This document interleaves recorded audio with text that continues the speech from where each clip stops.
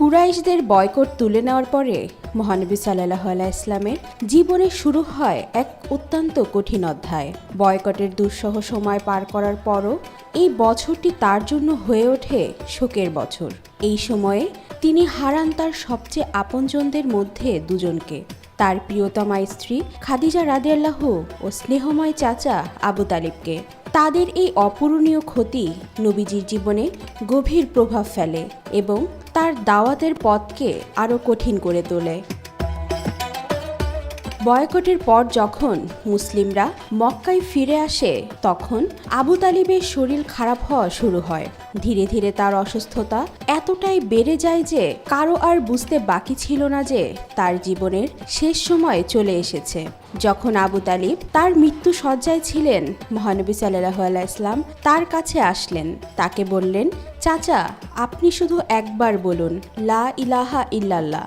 আমার কানে কানে বলুন, শুধু একবার বলুন, যেন আমি কিয়ামতের দিন আল্লাহর সামনে কথা বলতে পারি। অনেক আলেমদের ধারণা যে তিনি হয়তো বলতে নিয়েছিলেন, কিন্তু সে সময় আবু জাহেল বলে, হে আবু তালিব, তুমি কি শেষ সময় এসে তোমার বাবার ধর্ম ত্যাগ করবে? তখন তিনি আর বলেননি। মহানবী সাল্লাল্লাহু আলাইহি ইসলামের চাচা, যিনি তাকে এতটা ভালোবেসেছে, তাকে সব বিপদ থেকে রক্ষা করেছেন, সব সময় তাকে সাহায্য করেছেন, তিনি মারা গেলেন অমুসলিম অবস্থায়। মহানবী সাল্লাল্লাহু আলাইহি ইসলাম তখন বললেন, আমি আমার চাচার জন্য আল্লাহর কাছে ক্ষমা চাইতে থাকব যতক্ষণ না আল্লাহ আমাকে নিষেধ করেন।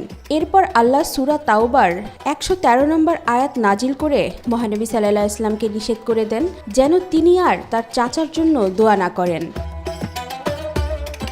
আবু তালিবের মৃত্যুর পর মহানবী সাল্লাল্লাহু আলাইহি ইসলামের ওপর মুশরিকরা আরও বেশি চওড়া হলো, কারণ এতদিন তিনি মহানবী সাল্লাল্লাহু আলাইহি ইসলামকে রক্ষা করেছেন, কিন্তু এখন আর মহানবী সাল্লাল্লাহু আলাইহি ইসলামের কোনো রাজনৈতিক আশ্রয় রইল না মক্কায়। কুরাইশদের অত্যাচার, চাচার মৃত্যু, সবকিছু নিয়ে যখন মহানবী সাল্লাল্লাহু আলাইহি ইসলাম কঠিন সময় পার করছেন, এমন সময় এলো আরও একটি মহাপরীক্ষা। মারা গেলেন তার স্ত্রী খাদিজা রাদিয়াল্লাহু আনহু। কোনো বর্ণনায় আছে আবু তালিবের মৃত্যুর 40 দিনের মাঝেই মারা যান খাদিজা রাদিয়াল্লাহু। খাদিজা রাদিয়াল্লাহুর মৃত্যুর পর মহানবী সাল্লাল্লাহু আলাইহি ইসলাম অনেকটাই ভেঙে পড়লেন। বেশ কিছু বর্ণনায় আছে যে এরপর কয়েক মাস সাহাবীরা মহানবী সাল্লাল্লাহু আলাইহি ইসলামের মুখে হাসি দেখেননি। খাদিজা রাদিয়াল্লাহুর মৃত্যুর পর মহানবী সাল্লাল্লাহু আলাইহি ইসলাম নিজে তার কবর তৈরি করেন, নিজের হাতে তাকে কবরে শোয়ান। এই দুটি ঘটনা মহানবী সাল্লাল্লাহু আলাইহি ইসলামের জীবনে গভীর প্রভাব ফেলে। আবু তালিব ছিলেন তার রক্ষা কবচ, যিনি সবসময় তাকে বাহিরের আঘাত ও বিরোধিতা থেকে আগলে রাখতেন। তিনি ছিলেন তার অভিভাবক ও নির্ভরতার প্রতীক। আর খাদিজা রাদিয়াল্লাহু ছিলেন মহানবী সাল্লাল্লাহু আলাইহি ইসলামের অন্তরের সান্ত্বনা। তার সহযোগিতা, মমতা ও নিঃস্বার্থ ভালোবাসা মহানবী সাল্লাল্লাহু আলাইহি ইসলামের জন্য ছিল এক অনন্য আশ্রয়। এই দুইজনের মৃত্যু মহানবী সাল্লাল্লাহু আলাইহি ইসলামের জীবনকে গভীর শোক ও দুঃখে আচ্ছন্ন করেছিল।